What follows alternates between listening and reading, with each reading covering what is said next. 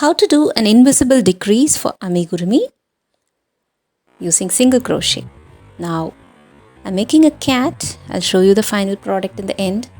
I'll show you how to decrease with single crochet stitches. This is my current stitch and I'll show you really slowly how I do a decrease. This is an invisible decrease. You move on to the next stitch, insert your hook, grab the yarn. You have 2 loops in the hook.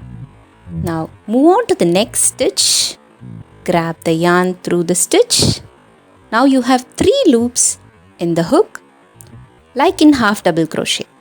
Now all you have to do is yarn over and pull through all the 3 loops. That is how you do an invisible decrease in single crochet.